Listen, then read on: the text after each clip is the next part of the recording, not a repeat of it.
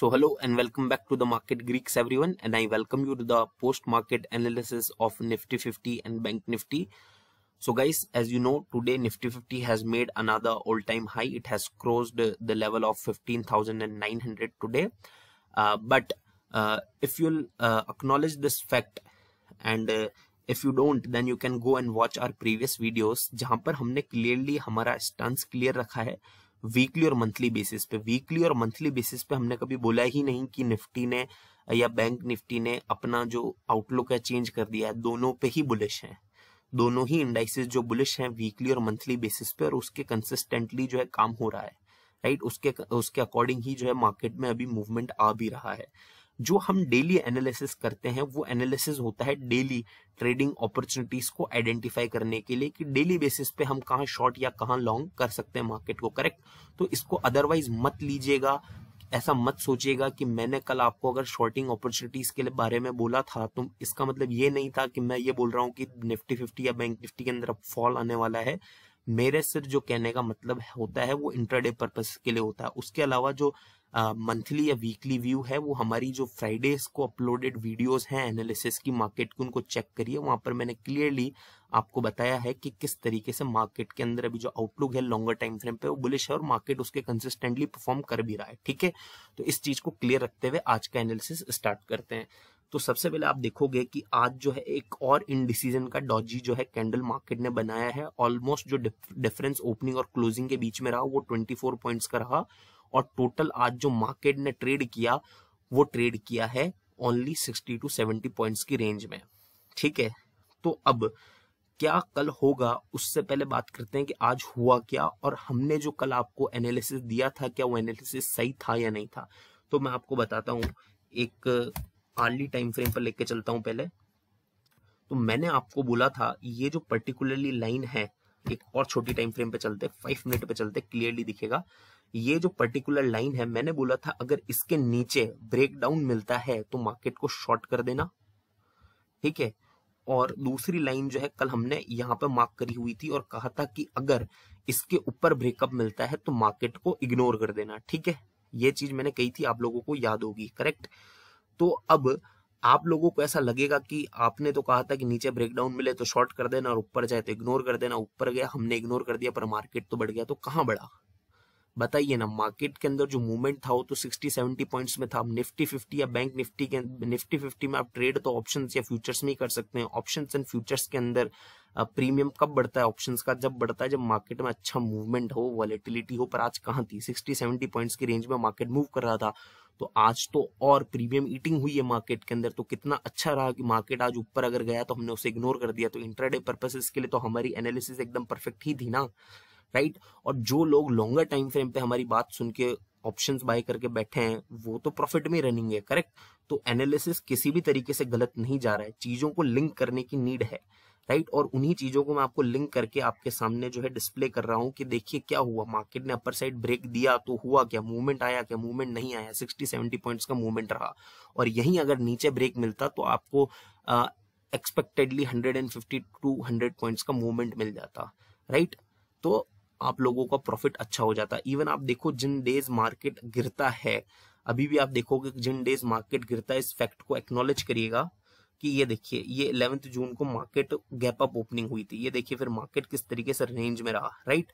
और यहाँ पर जब कल हमें गैप डाउन ओपनिंग मिली थी और मार्केट गिरा था, तो मार्केट गिरा भी फिर वापस चढ़ा भी, तो कितनी वॉलेटिलिटी थी, कितनी अपॉर्चुनिटीज थी प्रॉफिट कमाने की, करेक्ट।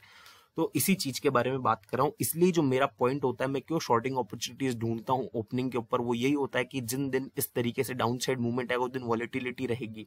मार्केट ऑलरेडी अपने ऑल टाइम हाईज बनाया जा रहा है। तो ऐसा नहीं होने वाला है कि एक दिन के अंदर आज 1500 का ऑल टाइम हाई बनाया है और कल जो है 1600 का या 16,200 का ऑल टाइम हाई बना देगा। नहीं हो सकता। इतनी नई प्राइस डिस्कवरी एक ही दिन के अंदर नहीं होने वाली। इतना कोई बुलिश सेंटिमेंट्स मार्केट में, इतने भी बुलिश सेंटिमेंट्स नहीं है, करेक्ट। इस चीज को समझने की जरूरत है।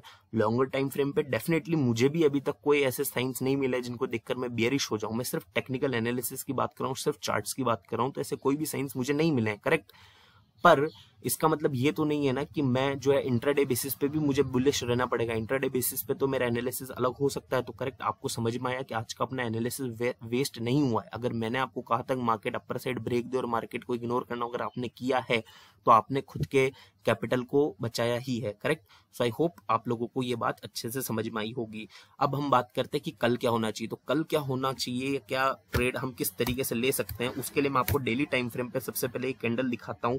ठीक है, अब ये जो कैंडल है, इस कैंडल के बाद अगर एक बुलिश कैंडल बनती है, ठीक है, बात को ध्यान से सुनिएगा, इस कैंडल के बाद अगर एक बुलिश कैंडल बनती है तो वो बुलिश कैंडल और इन दोनों कैंडल को अगर अपन देखें, सिर्फ इन दो कैंडल्स को अगर अपन देखें तो उससे कोई सेंस नहीं बनता है। करेक्ट।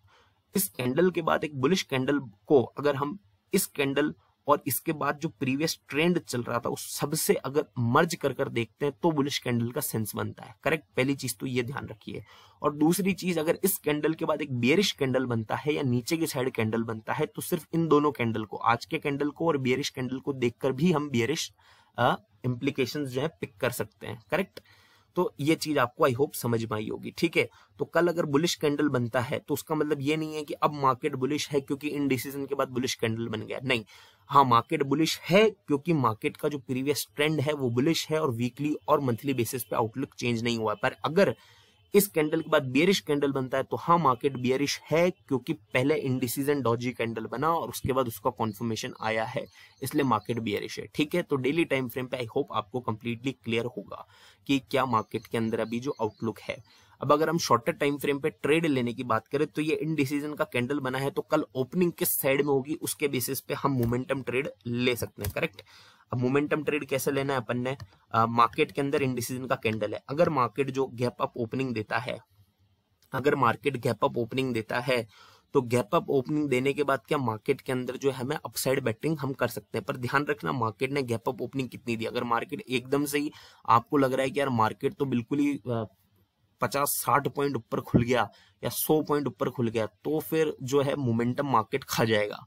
ठीक है ना, फिर जो मेजरली जो मोमेंटम है वो मार्केट खा जाएगा। ये सिमिलरली अगर मार्केट इतना ज्यादा नीचे खुल जाता है कि 100 पॉइंट नीचे खुल रहा है या 80 पॉइंट नीचे खुल रहा है तो फिर जो है मार्केट को थोड़ी देर, आधा पौना घंटा मूवमेंट आने के बाद हमें एनालिसिस वापस करके चेक करना पड़ता है कि कैसे ट्रेड ले सकते हैं। पर अगर मार्केट के अंदर एक नॉर्मल सी गैप अप या गैप डाउन ओपनिंग होती 15-20 पॉइंट की, 40 पॉइंट की, तो हमें क्या करना है, अगर नीचे होती तो ये देखो ये रेंज है, ये टूट जाएगी तो शॉर्ट कर देना इजीली। ठीक है, अच्छा खासा प्रॉफिट हो जाएगा। और अगर गैप अप ओपनिंग हो जाती है ऐसी नॉर्मल सी तो मार्केट को लॉन्ग कर देना। पर एक चीज दिमाग में रखना कि ये जो पर्टिकुलर प्राइस लेवल है ना, ये हर्डल बनेगी, क्योंकि आज देखोगे पूरा दिन मार्केट इस रेंज में 3-4 बार ट्राई किया कि ऊपर तोड़ के निकल जाए पर नहीं जा पाया, तो कल भी एक बार के लिए तो हर्डल आएगा।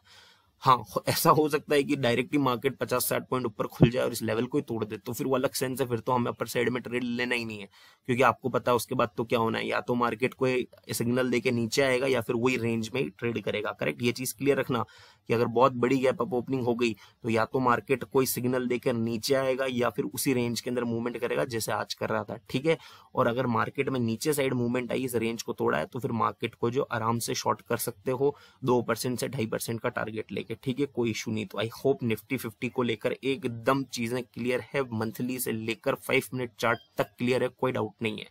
ठीक है, अब मूव करते हैं बैंक निफ्टी पे कि बैंक निफ्टी पे किस तरीके से हमने ट्रेड लेना है कल।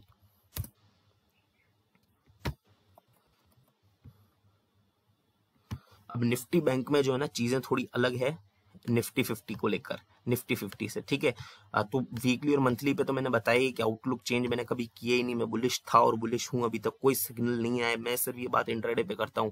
तो इंट्राडे के लिए अगर आपको मेरी बातों से ऐसा लगे कि यार ये तो बंदा बियरिश बात कर रहा है पर मार्केट तो बुलिश है, तो इसका नहीं है, एनालिसिस गलत नहीं है, क्योंकि मैं डेली टाइम फ्रेम पे बात कर रहा हूँ, आर्ली टाइम फ्रेम पे बात कर रहा हूँ, मैं मंथली वीकली पे तो मैं खुद बुलिश हूँ, मार्केट में आउटलुक ही बुलिश है, और ये चीज मैं अपनी प्रीवियस वीडियोस में अच्छे से बता चुका हूँ, एक्सप्लेन कर चुका हूँ विथ रीजंस। ठीक है, तो उसको लेकर डाउट नहीं करना।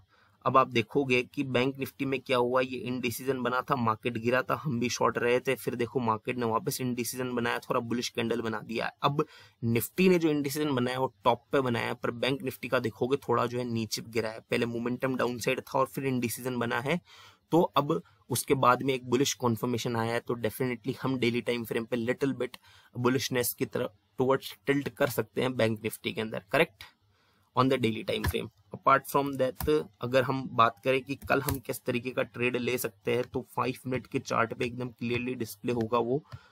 ये देखो एक जो पैटर्न लगाया है बैंक निफ्टी ने, सॉरी काफी ज्यादा इसको करना पड़ेगा चार्ट को बड़ा। ये देखो एक पैटर्न लगाया है डबल टॉप का बैंक निफ्टी ने, नीचे तोड़ता है तो शॉर्ट कर देना इजीली, नहीं तो आज का जो हाई था ना बैंक निफ्टी का, उसके जैसे ही 20-30 पॉइंट्स ऊपर जाता है लॉन्ग कर लेना बैंक निफ्टी को। तो कल मोमेंटम ट्रेड पॉसिबल है, तो कल कर लेना। अगर इस पैटर्न को नीचे तोड़ता है, इस लेवल के नीचे आता है, 35,202 के आसपास का लेवल है, इसके नीचे आता है तो शॉर्ट कर देना। और आज का जो हाई था उसके अगर 20-30 पॉइंट ऊपर जाता है तो जो है मार्केट को इजीली तुम जो है लॉन्ग कर सकते हो, correct. So I hope completely clear है कि बैंक निफ्टी और निफ्टी 50 के अंदर जो है हमें किस तरीके से ट्रेड लेना है, ठीक है। आई होप ये चीज आपको जो है अच्छे से क्लियर होगी एकदम कि किस तरीके से जो आप ट्रेड ले सकते हैं बैंक निफ्टी में, निफ्टी 50 में, और मेरा क्या एनालिसिस है वो भी आपको समझ में आ गया होगा मंथली से लेके 5 मिनट चार्ट पर। So thank you so much for watching this video everyone. I hope you like the video. Please press the like button, share this video and do not forget to subscribe to our channel. Thank you.